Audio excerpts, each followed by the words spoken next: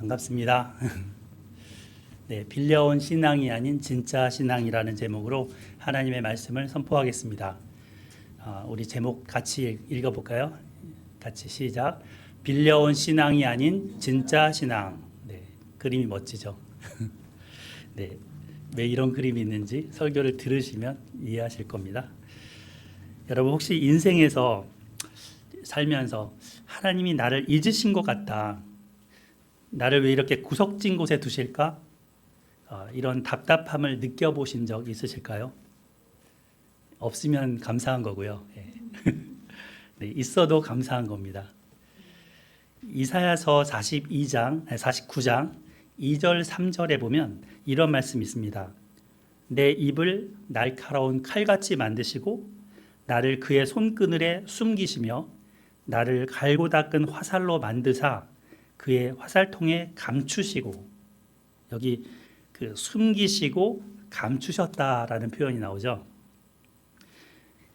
그 활 쏘는 궁수나 또는 검을 다루는 검객이나 아무 때나 화살과 검을 빼들지 않습니다. 잘 기름칠을 그 병기 같은 것도 해두고 전쟁 시를 위해서 준비하는 기간이 있습니다. 비밀 병기일수록 잘 감추고 또 숨겨 놓습니다. 그리고 이제 그동안 날카롭게 갈면서 닦죠. 그리고 결정적인 순간에 이 깊은 그 칼집에서, 화살통에서 그 검이나 화살을 꺼내서 이제 그 무기를 사용합니다.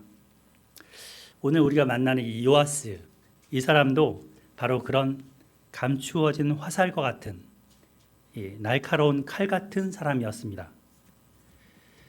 아달랴라는 사람이 지난번 설교 때 나왔죠. 굉장히 악독한, 여기 보면 그 우리 방금 읽었는데 24장에서 거기 7절에 보면 악한 여인이라고 명명을 해두고 있을 정도로 손주들을, 많은 왕자들을 다 죽이는 대학살극을 벌였습니다.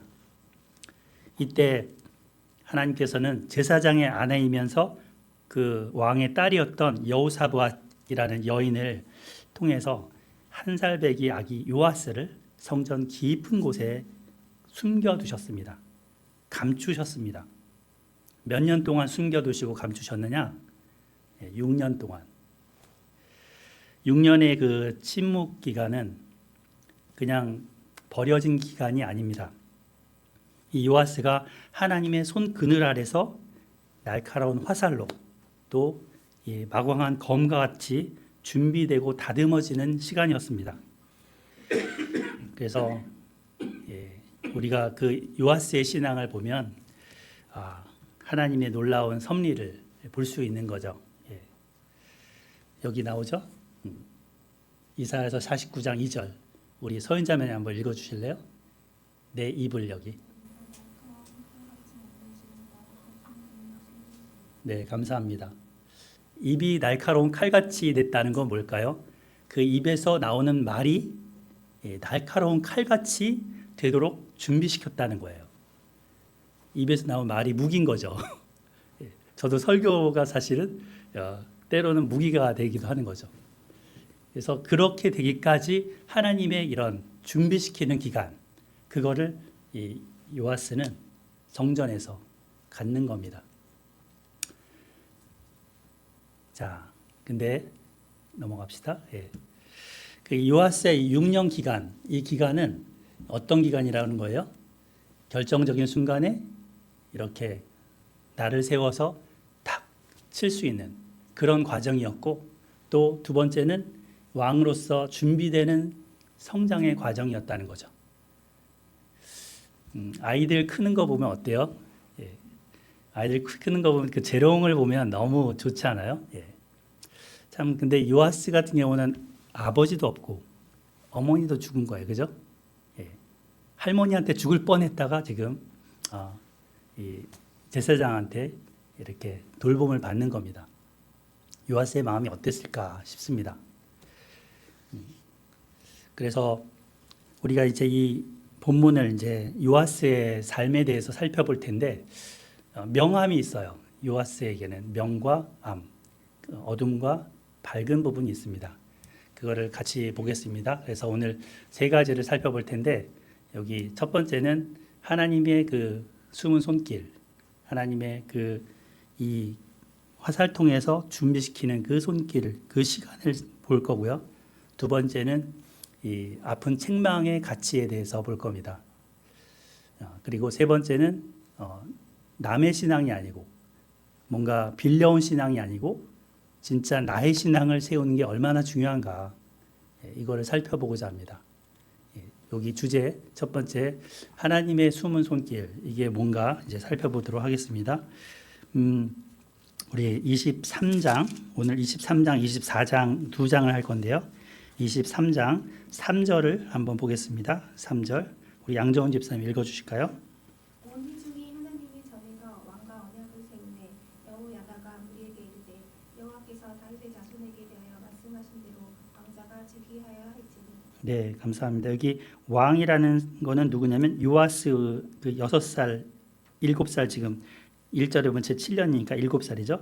7살 난 요아스 왕입니다. 그 요아스 왕이 성전에서 모든 백성과 함께 언약을 세웠다, 이렇게 나오죠. 그리고 하나님의 말씀대로 이제 왕자를 왕으로 세워야 되겠다 했습니다. 11절을 우리 한나 사모님이 찾아서 읽어주실까요? 11절. 우리가 왕자를 인도해 내어 면류관을 씌우며 율법책을 주고 세워 왕으로 삼을세 여호야다와 그의 아들들이 그에게 기름을 붓고 이르기를 왕이여 만세 수를 누리소서 합니다. 네, 왕으로 세우는 지금 그 행사를 하는 거죠.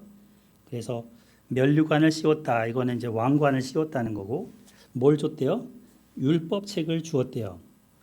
그러니까 뭐 헌법 같은, 마치 성경에다 보통 대통령들도 성경에 딱 손 얹고 대통령으로서의 자기가 어떻게 할 건지를 맹세하잖아요. 하나님의 말씀 앞에 딱 손을 얹고 결혼할 때도 신랑 신부가 딱 손을 얹고 기도하잖아요. 그와 같이 하나님의 말씀을 기준으로 이제 왕으로 삶을 산다, 이런 의미로 했습니다. 여호야다는 1절에 보면 이 용기를 냈다라는 말을 해요. 여호야다가 용기를 냈다. 당시 그 이스라엘 유다의 상황이 어땠을까요? 악한 여인 아달랴의 통치 기간이 한 지금 7년째 접어들고 있는데 어땠을까요? 굉장히 우울하고 힘들지 않았을까요? 백성들 편에서는 분위기가 안 좋았을 거예요. 여론이 안 좋았을 겁니다. 이때 여호야다는 이때가 이제 때가 됐다 생각한 거죠. 그래서 결심을 한 거죠. 용기를 내요. 그리고는 감추어졌던 그 화살 같은 요아스를 세상에 드러나게 합니다. 사실 자기 뜻으로 이것을 한 것이 아니라 뭘 통해서 한 거냐면 이 여호와께서 다윗의 자손에 대해 말씀하신 대로 했다라는 부분이 나옵니다. 여기 3절 아까 읽었죠? 하나님께서 말씀하신 대로 즉위해야 된다. 지금 다윗 언약이라는 그 말씀 앞에 우리 다윗과 하나님이 맺었던 그 말씀대로 이제 하나님의 등불 같은 이 요아스가 세워져야 된다, 이렇게 얘기하는 겁니다. 세상은 어때요? 힘 있는 아달랴가 다 이기는 것 같이 보이죠. 하지만 역사는 하나님의 이 말씀대로 흘러갑니다. 하나님의 약속대로 흘러갑니다. 그게 이 여호야다 제사장을 통해서 일하시는 거죠. 이 시간은 어떤 시간이었을까요? 그동안 6년의 기간은 요아스가 제사장 여호야다를 멘토로 해서 배운 기간입니다. 그리고 하나님의 약속이 성취돼가는 그런 시간이었습니다. 우리는 누가 보지 않건 보건 그 성경을 공부하고 또 하나님 앞에 은밀한 중에 기도합니다. 또 영적으로 훈련을 받습니다. 이것들이 다 하나님의 그 화살통 안에서 준비되는 시간들입니다. 언젠가는 드러날 때가 나오는 거죠. 그냥 갑자기 나오는 게 아니죠. 준비되는 기간이 있는 거죠. 날카로운 칼처럼 만드시는 시간이 있고 그 중에 있습니다. 우리 에스라 소망교회도 지금 올해가 7년째 접어듭니다. 어찌 보면 여기 제 7년이라는 말이 우리 교회에도 딱 들어맞습니다. 예. 그 에스라 소망교회에서 함께 예배드리는 우리 성도님들, 하나님의 손그늘 아래서 숨기시고 또 갈고 닦는 그런 6년의 기간을 갖게 해 오셨습니다. 또 언젠가는 하나님께서 세상 가운데서 귀하게 사용하실 줄 믿습니다. 하나님의 때를 위해서 하나님은 준비시키십니다. 그리고 그 시간에 하나님께서 이사야에게 말씀하신 것처럼 네 속에서 내 영광을 나타낼 것이다 하십니다. 네. 그래서 이 첫 번째 숨은 하나님의 손길에 대해서 한번 생각해 봅니다. 예. 여기 보면 하나님께서 말씀하신 대로 왕자가 즉위해야 된다 해서 순종했다는 거죠. 예. 여호야다가 그 말씀대로 순종을 했다. 아달랴의 눈치 보지 않고 세상의 권력의 눈치 보지 않고 그것보다 그 권력보다 더 위에 계신 하나님, 그 세상을 통치하시는 그 하나님을 경외함으로 그 말씀대로 순종한 게 이 여호야다의 신앙입니다. 이 사람은 어디서 이 신앙을 받아왔을까 참 궁금해요. 예. 참 놀라운 신앙인데요. 예. 자, 두 번째 주제에 대해서 한번 보겠습니다. 두 번째는 숨은 사랑보다 면책이 더 낫다라는 것입니다.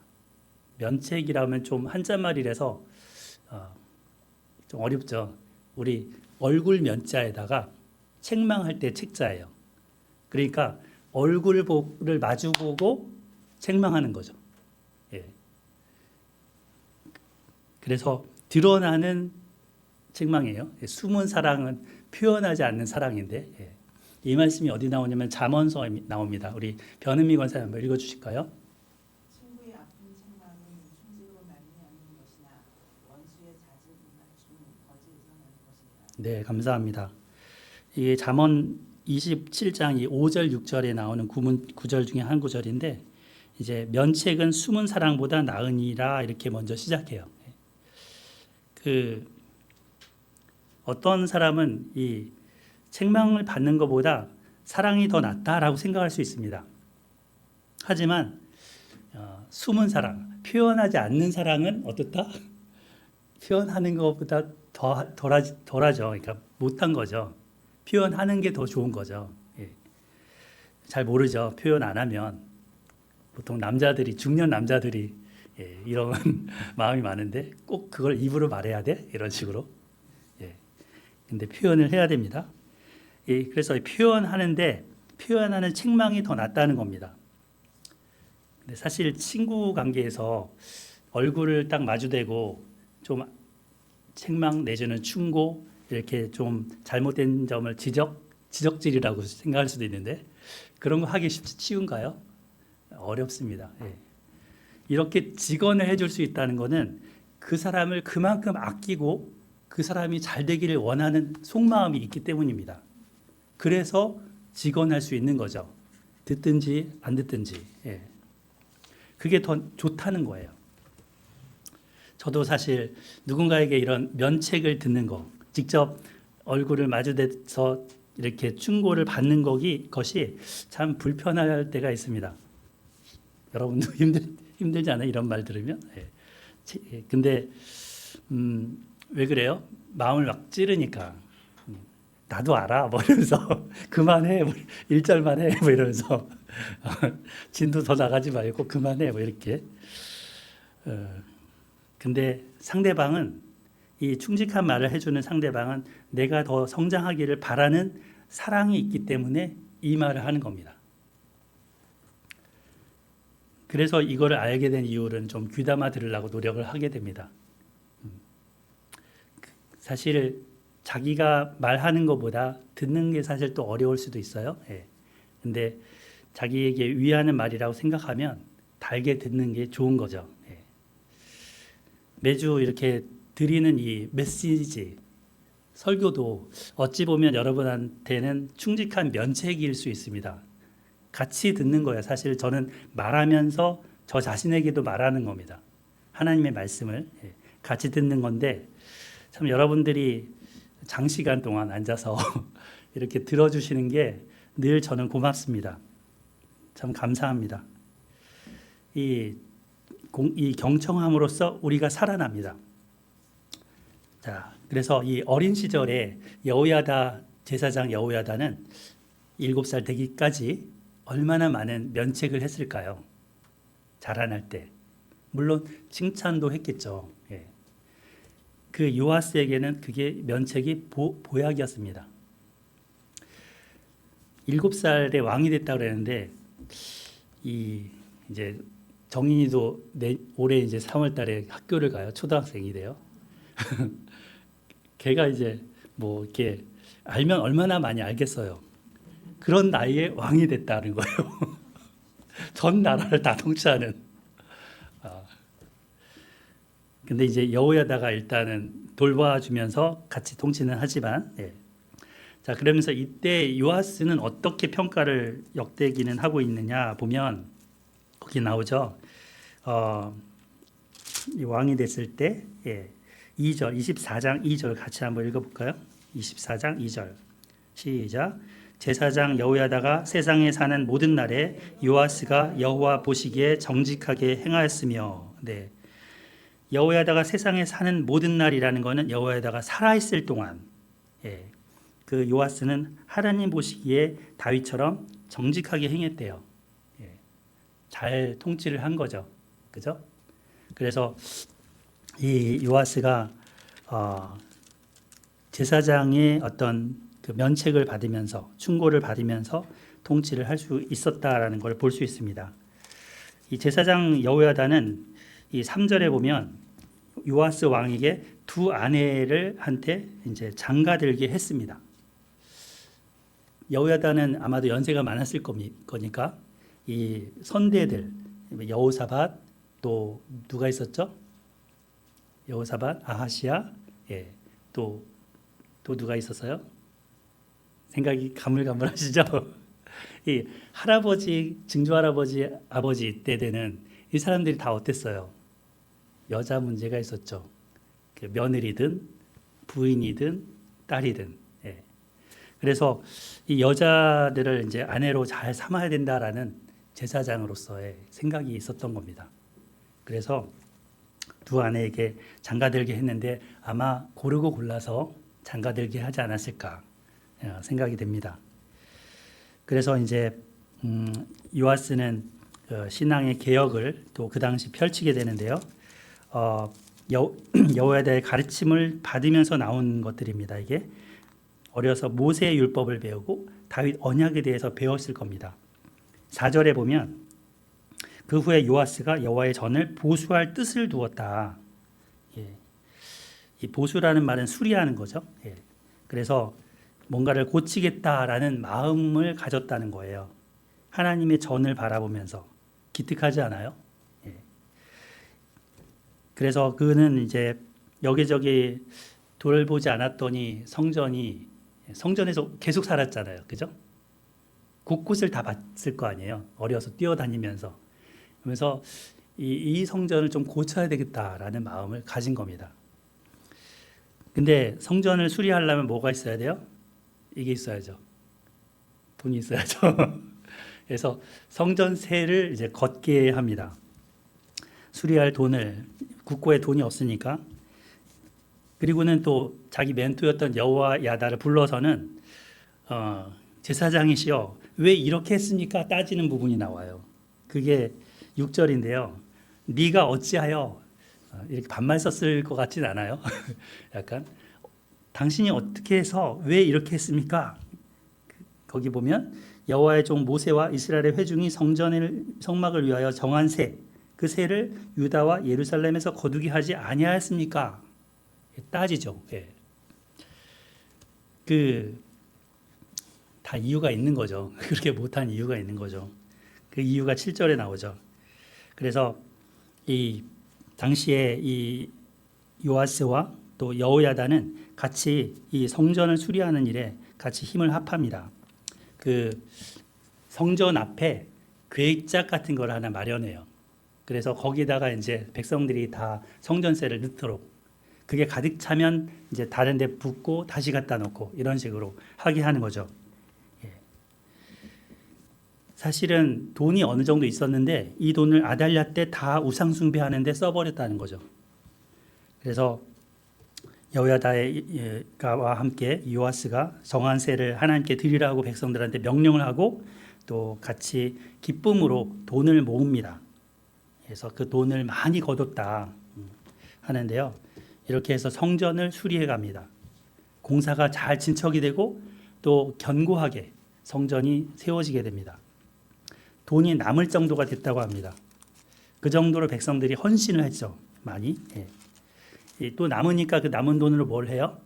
성전에 여러 기물들 있잖아요. 예, 뭐 메노라도 있고 또 등잔대뿐만 아니라 떡상도 있고 향단도 있고 막 숟가락도 있고 막 있어야 되는데 이런 것들을 다 만들게 합니다.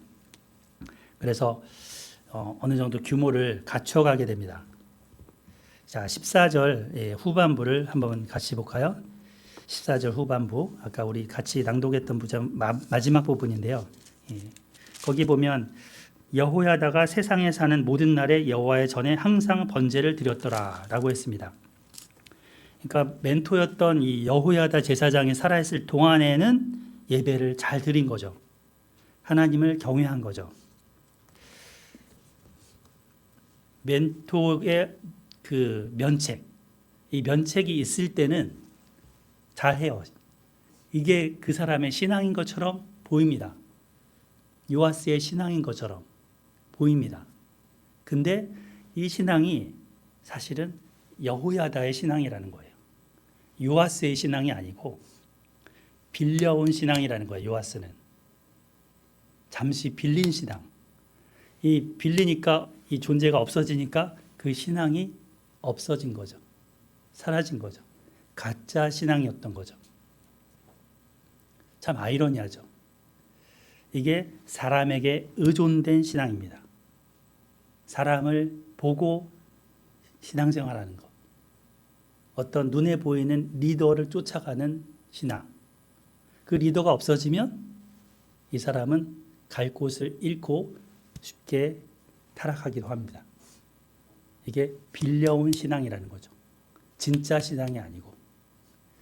그래서 그 여호야다 죽음 이유가 상당히 크게 바뀌어 버립니다. 여기 그림이 하나 있는데 큰 거목이 쓰러지니까 저기 작은 나무가 이제는 견디지를 못하는 거예요. 스스로 밑에 땅 뿌리에서부터 자양분을 받고 스스로 이렇게 자랄 수 있는 그런 능력이 있어야 되는데 저 큰 나무만 의지했던 거예요. 큰 나무가 없어지니까 말라 죽는 거죠, 자기도. 그래서 17절, 18절을 보시면 24장 17절, 18절 우리 같이 한번 읽어봐요. 시작.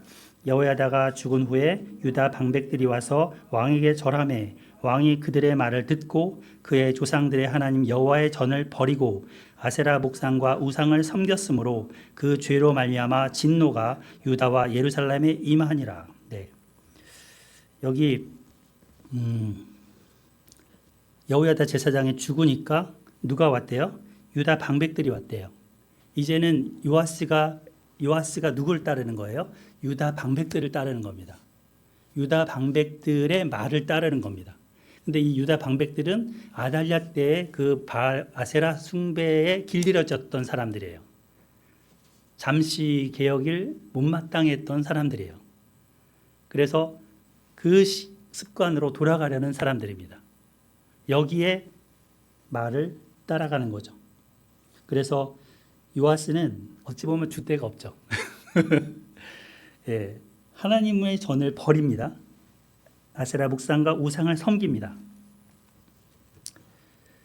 그리고는 심지어는 21절을 보면 여기 무리가 함께 꾀하고 왕의 명령을 따라 그를 여호와의 전 뜰 안에서 돌로 쳐 죽였더라라는 말이 나오는데 누구를 죽였냐면 20절에 나오죠. 여호야다, 그 은인 같은 제사장 여호야다의 아들 스가랴를 죽입니다. 그죠? 왜 죽여요? 면책을 그 아픈 책망을 듣기 싫어서 하나님은 선자를 보내고 하나님의 사람을 보냅니다. 잘못하면 그것에 대해서 지적하고 고치도록 회개하라고 요청합니다. 그러나 귀를 막고 있는 이 요아스는 그 책망을 듣기를 싫어하고 듣지 않는 거죠. 19절에 보면 선지자도 보냈고 20절에 보면 여호야다의 아들 스가랴를 감동시키셔서 그 일을 통해서도 말씀합니다. 근데 두 사람의 말을 다 안 듣습니다. 그리고는 심지어 그들의 목숨까지도 앗아갑니다. 비극이죠. 예. 자기를 지켜줬던 그 여호야다인데 그 사람의 아들인데, 그죠?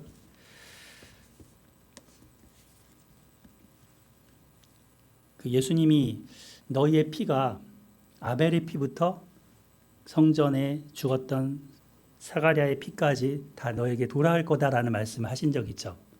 그 사가랴가 여기 스가랴예요. 그 사람이 이 사람이에요. 그래서 역대기는 구약 성경에서 맨 마지막에 나오거든요. 그 유대교 히브리 성경에서 창세기는 맨 앞에 있잖아요. 그러니까 아벨에 대한 이야기부터 구약 성경 맨 마지막 책인 역대하의 이 사가랴의 죽음이 끝이거든요. 그러니까 선자들을 죽인 죄가 거기 다 들어가 있다는 얘기예요. 그게 너희에게 돌아갈 거다라는 경고를 복음서에 보면 하시는 거죠. 그 스가랴를 요아스가 이렇게 죽입니다. 근데 여기 기가 막힌 언어 유희가 있어요. 어떤 언어 유희냐면 여기 히브리어를 하나 갖고 왔는데 영어로 써놨죠. 자카르라는 히브리어예요. 자카르. 이 자카르가 스가랴 할 때 자카르 야야예요. 자카르 야. 야는 여호와를 줄여서 야라 그래요. 예, 졸립죠, 약간. 자, 기지개 한번 펴시고. 예, 그 기억하다. 야는 하나님. 그래서 하나님께서 기억한다라는 뜻 이름이 스가랴예요. 자카리아 이렇게 히브리어는 되는 거죠. 예. 근데 여기 여호야다는 요아스는 어떻게 했다고요? 기억하지 아니했다. 여기 나오죠. 그 기억하지 않았습니다. 22절 우리 한나 사모님 다시 한번 읽어주실래요? 22절 요아스 왕이 여기 24장 22절. 네. 요아스 왕이 이와 같이 스가랴의 아버지 여호야다가 베푼 은혜를 기억하지 아니하고 그의 아들을 죽이니 그가 죽을 때 이르되 여호와는 감찰하시고 신원하여 주옵소서 하니라. 네, 아멘. 감사합니다. 여기 스가랴라는 이름이 여기 자카랴, 여호와께서 기억하신다. 히브리어로. 근데 그 바로 밑에 기억하지 아니하고 로 자카랴, 로 자카르. 그러니까 이 단어를 이용해서 요아스의 악행을 지금 고발하는 거죠. 그리고 하나님이 복수해 달라고, 하나님이 그 원수를 갚아달라고 기도하면서 눈을 감잖아요. 예, 스가랴가. 그것을 하나님이 기억하셔서 뒤에 보면 아람 군대를 보내서 그 유다를 치는 거죠. 적은 군대였지만 유다의 큰 많은 군대를 다 몰살시키고 이 요아스도 부상을 당하죠. 전쟁 중에 부상을 당해서 이제 침상에 누워 있는데 자기들 군인들한테, 자기 부하들한테 죽임을 당합니다. 그 죽음이 굉장히 참혹하죠. 예. 그래서 이제 사람이 죽으면 어디 가요? 묘실로 들어가야 되잖아요. 예. 근데 여기 두 사람의 묘실로 들어가는 게 달라요. 한 사람은 여호사밧이죠. 누구예요? 그 앞에 여호야다죠. 여호야다는 어디에 그 묘실로 들어가느냐면 거기 24장 16절 우리 변은미 원사님 읽어주실까요? 우리가 벌써 여러 왕의 묘실 중에 장사하였으니 이는 그가 이스라엘과 하나님과 그의 성전을 위하여 선을 하였습니다. 네, 감사합니다. 뒤에 25절도 읽어주실까요? 25절. 요아스가 크게 부상하매 적군이 그를 버리고 간 후에 그의 스나들이 제사장 여호야다의 아들들의 피로 말미암아 반역하여 그를 그의 침상에서 쳐 죽인지라.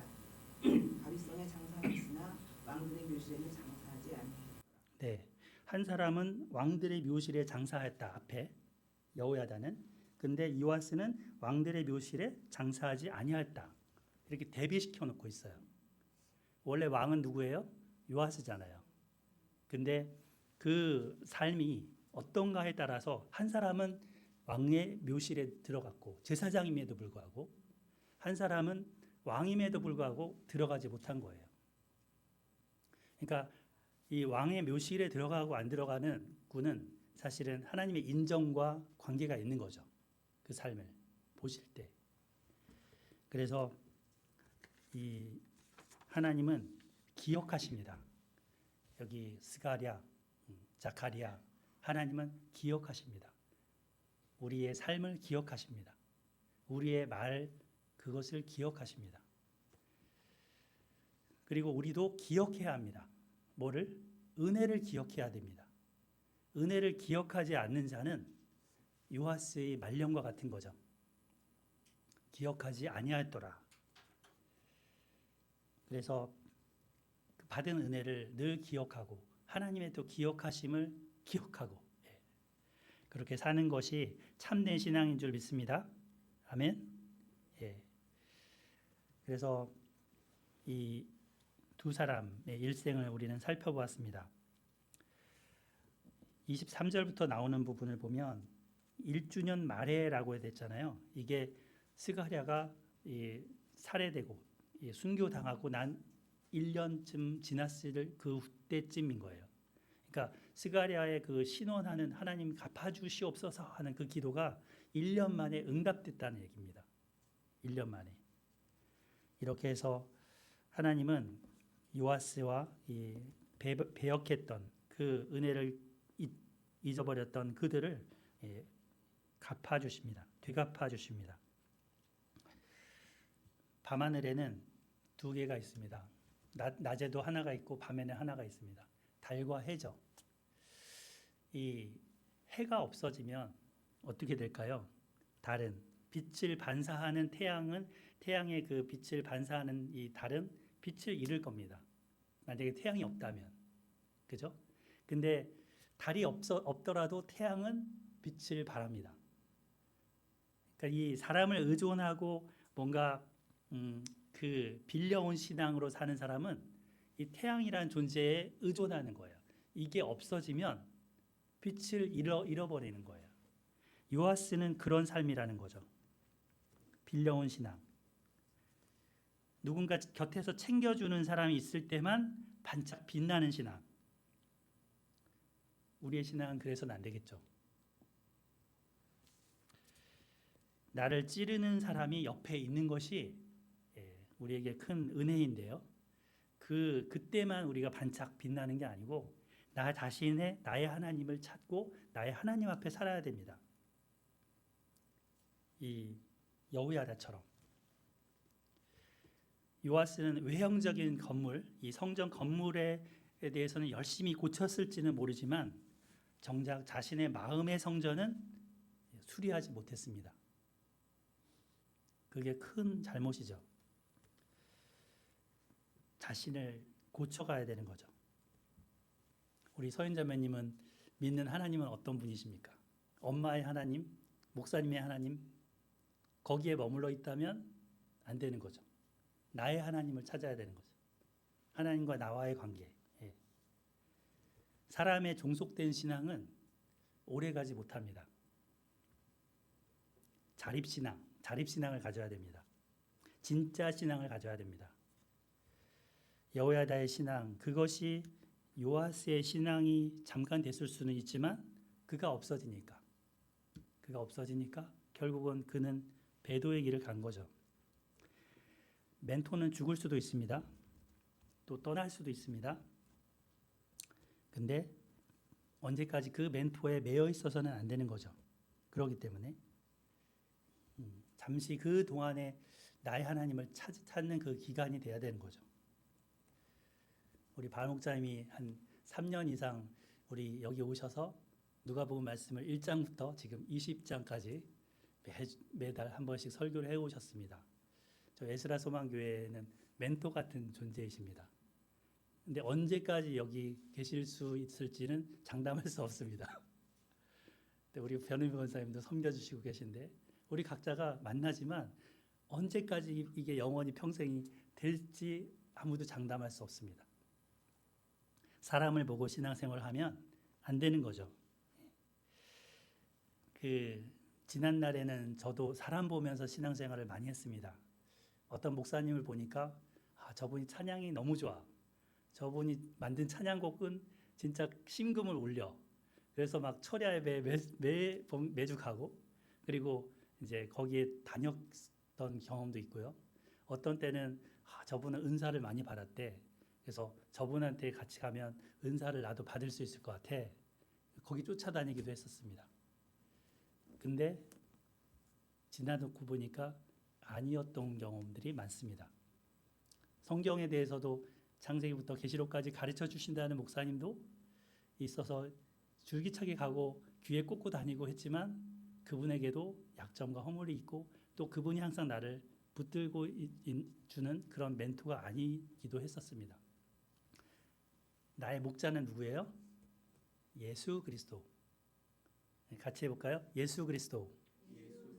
예수님은 어제나 오늘이나 영원토록 변함이 없으십니다. 그 예수님과 함께 가야 됩니다.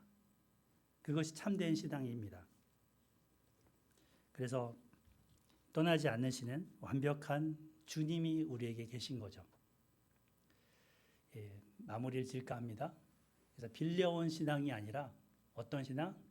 예수님을 믿고 그 앞에 사는 진짜 신앙이 되어야 됩니다.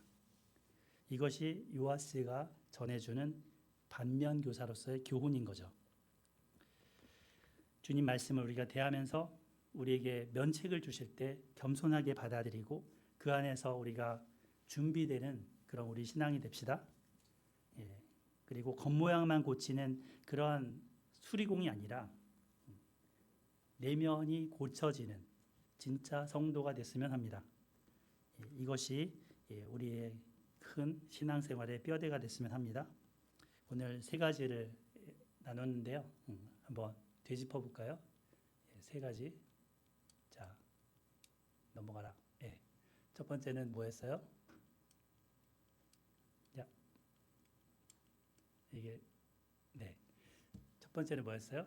하나님의 숨은 손길. 두 번째는 아픈 책망의 가치. 세 번째는 나의 신앙을 세우기. 그래서 2장밖에 안 되는 말씀이었지만 우리의 삶의 신앙생활의 큰 방향이 되는 말씀이라고 생각합니다. 우리 같이 한 말씀 읽고 기도하고 마치겠습니다. 24장 14절 24장 14절 시작. 공사를 마친 후에 그 남은 돈을 왕과 여호야다 앞으로 가져왔으므로 그것으로 여호와의 전에 쓸 그릇을 만들었으니 곧 섬겨 제사 드리는 그릇이며 또 숟가락과 금은 그릇들이라. 여호야다가 세상에 사는 모든 날에 여호와의 전에 항상 번제를 드렸더라. 아멘. 하나님 아버지, 오늘 요아스 왕의 삶을 우리가 살펴보면서 저희 자신을 돌아봅니다. 주님, 이 아달랴의 악한 폭정 속에 6년간 성전에 숨겨 있으면서 왕으로서의 자세를 잘 배우고 준비되는 모습을 살펴보았습니다. 저희들도 지난 6년 동안 이 내환이라는 공간에서 하나님 말씀을 잘 듣고 배우며 숨겨져서 자라오게 해주셔서 감사드립니다. 하나님 말씀의 사람이요 하나님의 사람으로 잘 길러지도록 계속하여 인도하여 주시옵소서. 또한 주님의 때에 주님 귀하게 쓰임받는 그릇들이 되기를 기도합니다. 하나님 또한 설교의 말씀이 또 지체의 권면이 나의 마음의 화살처럼 아프게 찔러올 때 그 면책을 달게 받고 달게 들을 수 있는 삶이 되기를 기도합니다. 하나님 아버지, 그러함으로써 우리가 남의 빌려오는 신앙이 아니라 하나님과의 나의 관계가 1대1로 하나님 진짜 신앙이 될 수 있기를 기도합니다. 주님께서 인도해 주시옵소서. 사랑하는 우리 에스라 소망교회 성도님들 한 분 한 분들을 주님 돌보아 주시고 주님 기억하여 주시옵소서. 늘 주님을 기억하고 기억하는 삶이 되기를 기도합니다.